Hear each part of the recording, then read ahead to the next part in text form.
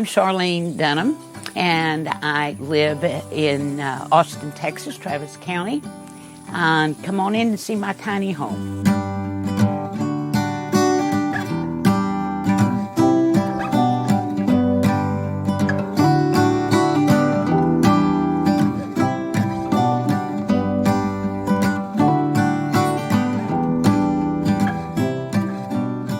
Welcome to my Galley Kitchen, which has an enormous amount of storage.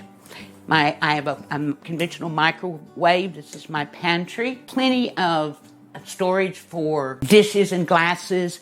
This model standard comes with an oven. And I didn't want an oven. I wanted extra storage, lots of extra storage.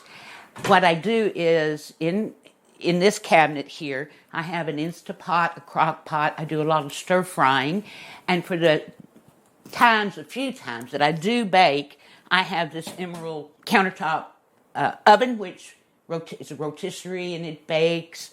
And this is sufficient for me. I don't have to heat up my 399 square feet tiny home to cook something. So it's perfect. There are two reasons why I chose this model, and the main reason was the outdoor space, which we'll look at again later. But the second reason was the Galley Kitchen. My husband and I were sailors, and we always worked in Galley Kitchens. And the Galley Kitchen, I'm just comfortable in it. Everything is nice and close, and it gives a separation from the living space. One of the things I want to add about my kitchen is that I bought this for a tiny home. This is a small space garbage can, and it's perfect. I'm just one lives here. We're fortunate that we have valet trash 3 days a week, and we have valet recycling twice a week in this community. And so I never have a problem with overflowing garbage, even though it is a tiny home garbage can, but I like it because it's unobtrusive in this smaller space. I picked this model, but was at the point where I could make modifications, upgrades. And so everything you see here was a custom requirement. And so there's nothing I would change in the kitchen because of the fact that I actually went to the builder's production facility, which was only 40 miles from my home where I lived. And so I was able to watch it develop. And so I wouldn't change anything about this because this is exactly what I want. The major change I made to the production model was that I had the stove taken out. I didn't want it. Again, I don't have any complaints about my kitchen. It's just perfect. This was custom too. This is not a standard washer dryer. They do come, they're stackable, but this is a computer-based Elux. It does not vent to the outside, fewer holes, and I love it.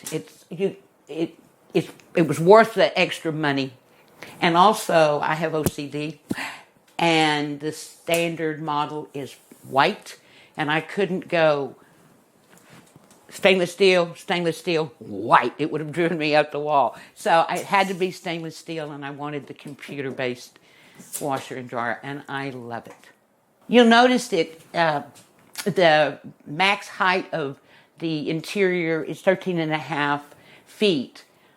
I didn't want a loft for two reasons. I spent the first 75% of my life accumulating stuff, and my goal is to spend the last 25% of my life getting rid of stuff. And so I made a conscious effort not to get a loft. I don't want it to be convenient for me to start buying things and putting it up there. Moreover, at my age, I wasn't going to climb stairs. So I love the height. And so that's the plus throughout the entire house, is that without the loft, I have 13.5 feet high ceilings.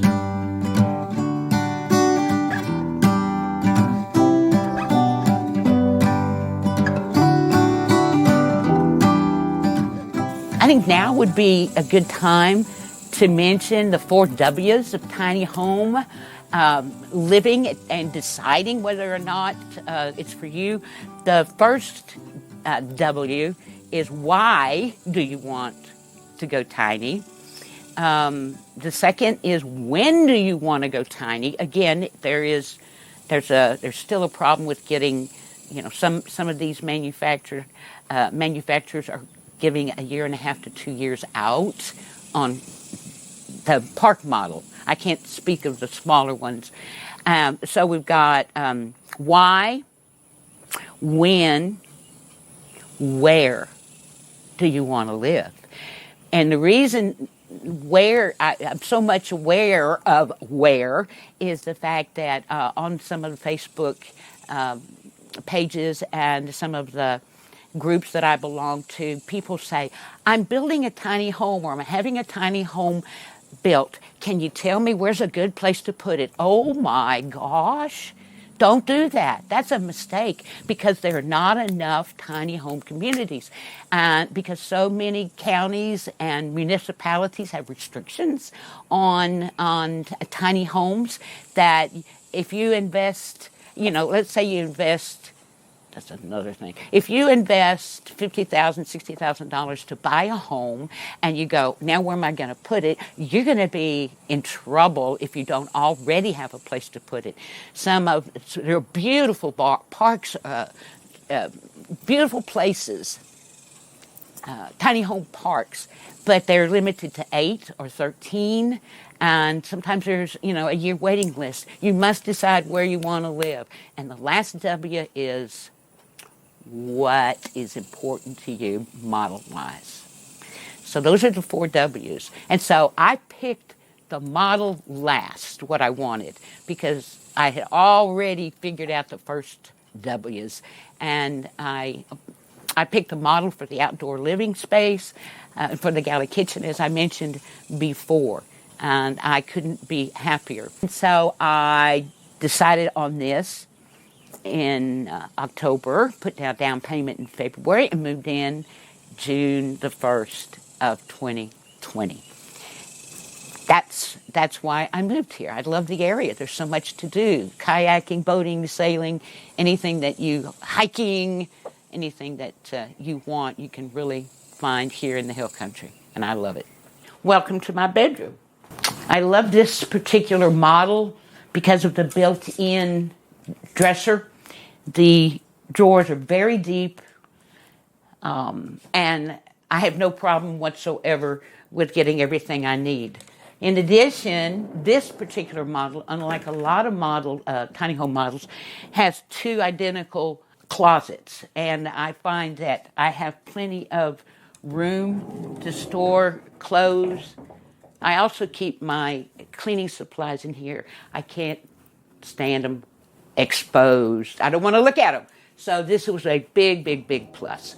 You can also see, if I needed it, I could build shelves above this runner, but I haven't needed it, and so I don't do it. This is a queen-size bed, and there is enough clearance that I do have extra things stored underneath here. But that's a function of the bed, and not necessarily the house. But everything is just perfect. And so this is an oasis, and I love it. This was customized too. I had this added instead of the sheetrock, just because I like the rustic look.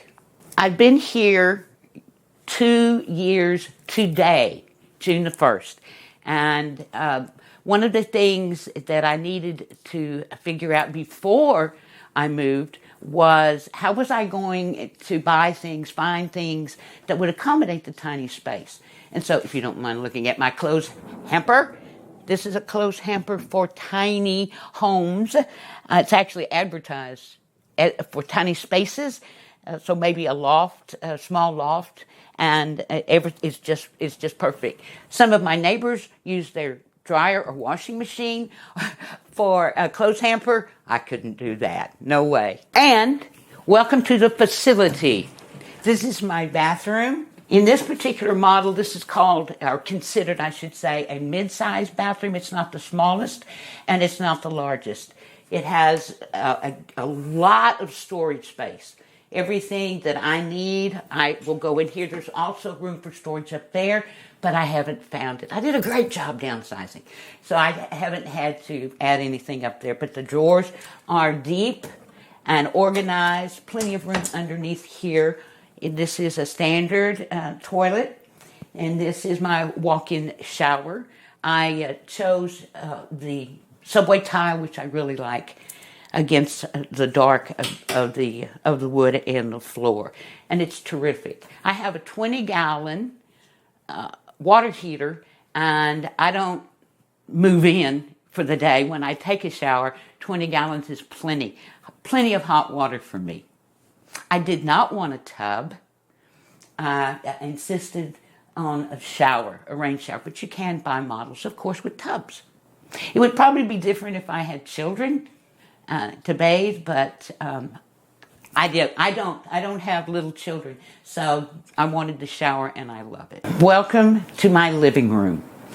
This living room, the way it's constructed, and the reason I chose this particular model was this half wall gives an illusion of a separation of spaces, and I wanted my living room essentially separated from my kitchen. This model came with an indoor electric fireplace, and I didn't want it. Again, storage is what I went for. So my electronics and all of the things that go, the accoutrements, DVDs. Yes, still have DVDs. I don't stream everything. And then, of course, I had the wood-burning fireplace outside, and I thought there was a redundancy here that I just didn't need if I had to give up storage space. So that was another custom feature, which is your option.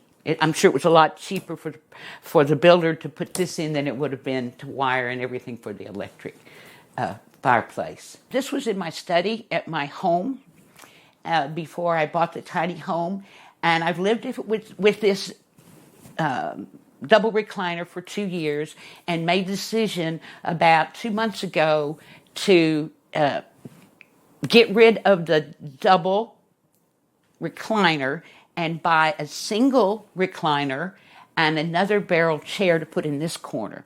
This is extremely comfortable, but I've decided it's just a little bit too bulky. And it's interesting because as people move in, they do the very same thing. They live with what they brought with them that they thought they couldn't live without. And then they go, you know what, I can live without that. I would rather do perhaps something different. But you just do a little bit at a time. This is the only thing I brought with me. The only thing I brought with me that I'm going to change. And it's just simply because I want the illusion. It's going to be more than an illusion, but visually it's going to really look like it's much larger than it is. But again, I'm very happy here. I spend 45 to 50% of my waking hours outside in my outdoor living space, and so this is just perfect. I love this model, and I looked at about 7, 8 different models, and this is one that just ticked off all the buttons.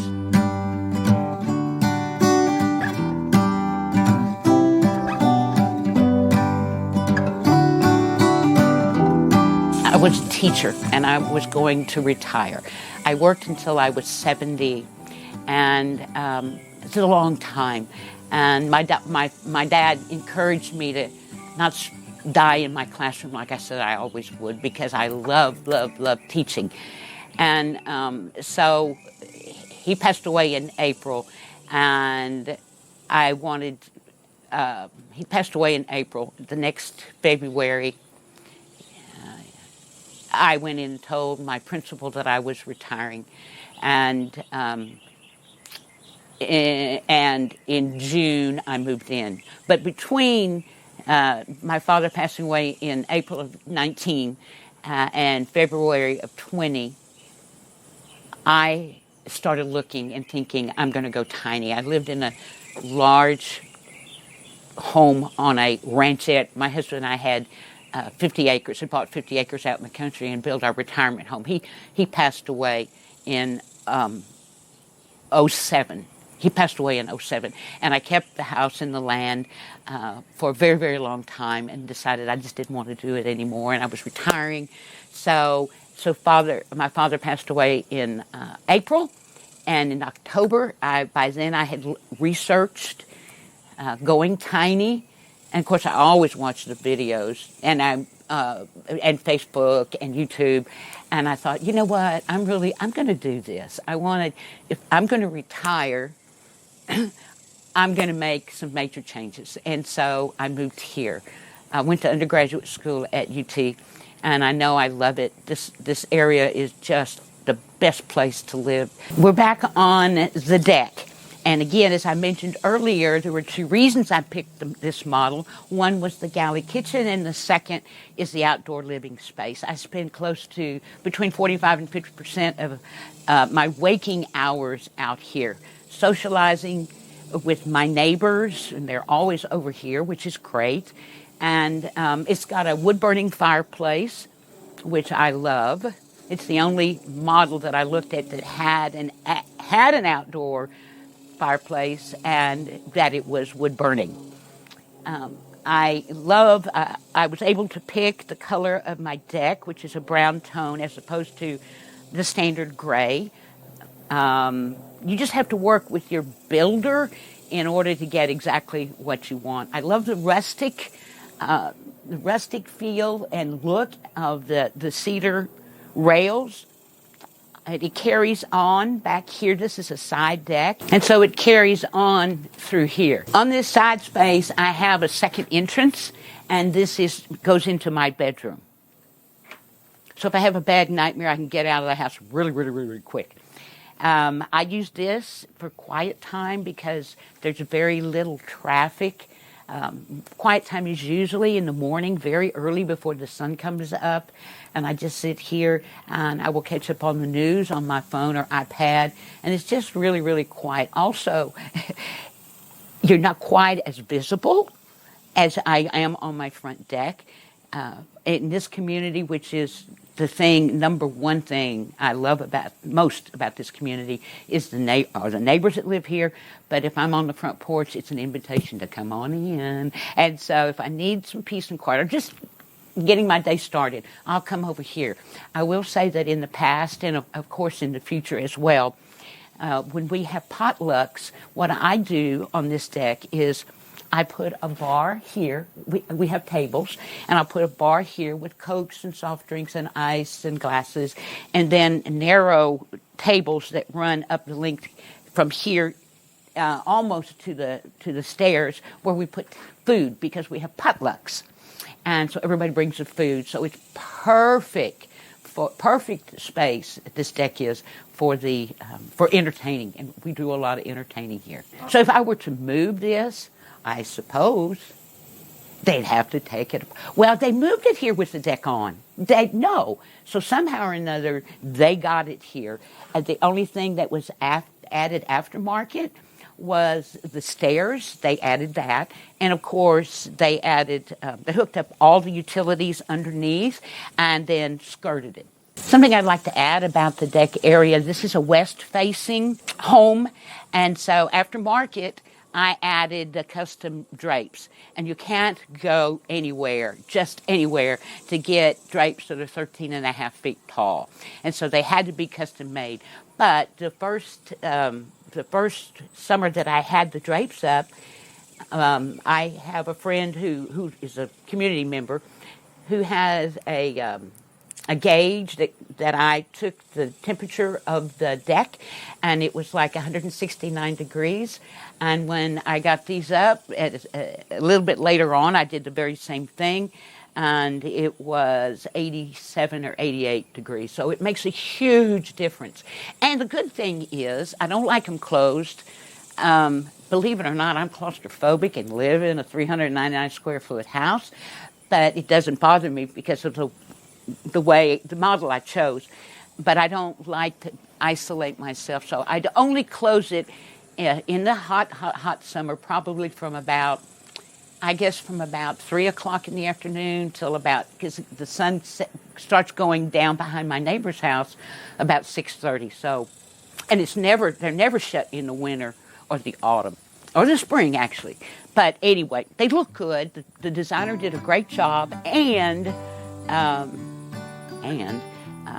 they are functional, not just decorative.